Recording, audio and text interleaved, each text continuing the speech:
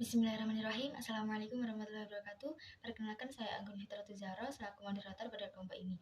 Bersama teman-teman, kali ini kami akan mempresentasikan sebuah makalah tentang konsep penalaran ilmiah. Tapi sebelumnya, saya ucapkan terima kasih dahulu atas perhatian yang telah diberikan Bapak dosen, Bapak Dr. Gunawan, SPDI, MPDI, dan teman-teman yang sudah bersedia mendengarkan dan menyimak video presentasi dari kelompok kami.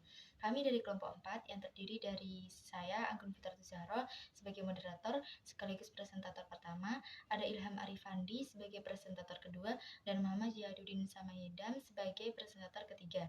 Langsung saja untuk menghemat waktu, presentasi pertama akan disampaikan oleh saya sendiri. Baik, di sini saya akan memaparkan sedikit tentang apa itu penalaran ilmiah, ciri-ciri penalaran, serta tujuan dari penalaran ilmiah. Penalaran ilmiah dalam kehidupan sehari-hari kita kerap sekali menghadapi masalah, peristiwa, dan pilihan yang mengharuskan diri kita untuk dapat memahami, menghadapi, serta mencari solusi dengan tujuan mencari jalan keluarnya. Di sini peran penalaran kita butuhkan dalam pencapaiannya, sebab dengan penalaran kita dapat mengetahui cara atau tahapan dalam proses pemahaman dan menarikkan kesimpulan, sehingga menghasilkan sebuah informasi yang sebelumnya tidak kita ketahui. Di dalam proses penalaran, kita juga telah merasakan proses berpikir secara induktif, yang merupakan cara berpikir di mana dalam menarik suatu kesimpulan dimulai dari yang bersifat umum, dari berbagai kasus ke yang bersifat individual. Sedangkan berpikir deduktif yaitu cara berpikir dalam rangka menarik kesimpulan yang dimulai dari pernyataan-pernyataan yang bersifat khusus atau individual. Kemudian dilanjutkan dengan pernyataan bersifat umum, yang dimana fungsi dari proses tersebut amalah dibutuhkan pada saat kita menarik kesimpulan. Nah, jadi pengertian penalaran ilmiah adalah suatu proses berpikir dengan menghubungkan bukti, fakta, atau petunjuk menuju suatu kesimpulan. Dengan kata lain, alur dari pernyataan lain. Penalaran adalah proses berpikir yang sistematis dan logis untuk memperoleh sebuah kesimpulan atau informasi yang sebelumnya tidak kita ketahui. Bahan pengambilan kesimpulan itu dapat berupa fakta, informasi, pengalaman, atau pendapat para ahli. Penalaran menjadi bagian penting dalam proses melahirkan sebuah karya ilmiah, mengesampingkan unsur emosi, sentimen pribadi, atau sentimen kelompok, dan tetap berdasarkan pada keilmuan. Adapun ciri-ciri dari penalaran ilmiah yaitu yang pertama, adanya suatu pola pikir yang secara luas disebut logika. Yang kedua, sifat analitik dari proses berpikir. Yang ketiga, menghasilkan kesimpulan berupa pengetahuan, keputusan, atau sikap yang baru. Dan yang keempat, premis berupa pengalaman atau pengetahuan, bahkan teori yang telah diperoleh. Tujuan dari penalaran ilmiah itu sendiri yaitu untuk menentukan secara logis atau objektif apakah yang kita lakukan itu benar atau tidak sehingga dapat dilaksanakan. Baik, terima kasih. Mungkin itu saja pemaparan dari saya. Selanjutnya akan dilanjutkan pada materi yang kedua. Terima kasih. Saya akan menjelaskan tentang jenis-jenis penalaran. Jenis-jenis penalaran dibagi menjadi dua, yaitu penalaran deduktif dan induktif.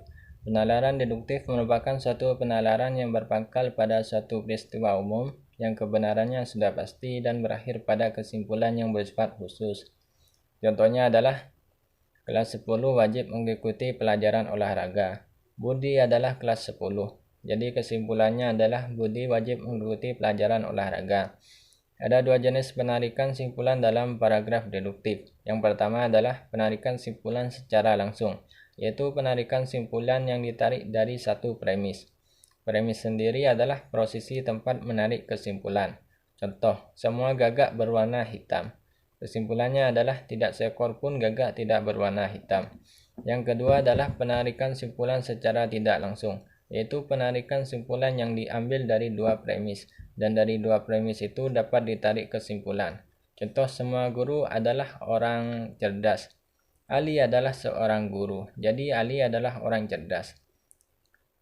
Jenis penalaran yang kedua ialah penalaran induktif. Penalaran induktif merupakan suatu penalaran yang berpangkal dari hal-hal khusus untuk kesimpulan yang bersifat khusus.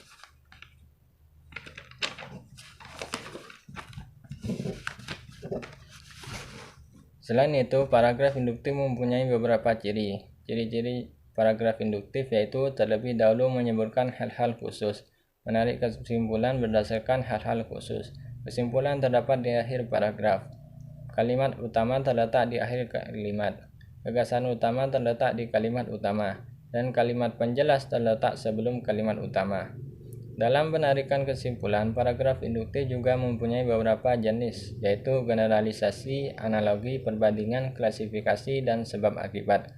Bentuk pengertian dan contoh-contohnya bisa dilihat di makalah kami. Sekian dari saya. Assalamualaikum warahmatullahi wabarakatuh. Assalamualaikum warahmatullahi wabarakatuh. Di sini saya ingin menjelaskan tentang salah nalar. Pengertian dan contoh salah nalar. Salah nalar merupakan gagasan, pikiran, kepercayaan atau simpulan yang salah, keliru, atau cacat. Dalam proses berpikir sering sekali kita keliru menafsirkan atau menarik kesimpulan. Kekeliruan ini dapat terjadi karena faktor emosional, kecerobohan, atau ketidaktahuan. Selanjutnya, jenis-jenis salah nalar dibagi jadi 5. Yang pertama, deduksi yang salah. Yang kedua, generalisasi terlalu luas. Yang ketiga, pemilihan terbatas pada 2 alternatif. Yang keempat, penyebab salah nalar. Yang kelima, analogi yang salah. Yang keenam, argumentasi bidik orang. Selanjutnya, konsep dan simbol dalam penalaran. Penalaran juga merupakan aktivitas pikiran yang abstrak. Untuk mewujudkannya diperlukan simbol atau lambang yang digunakan dalam penalaran berbentuk bahasa, sehingga wujud penalaran akan berupa argumen.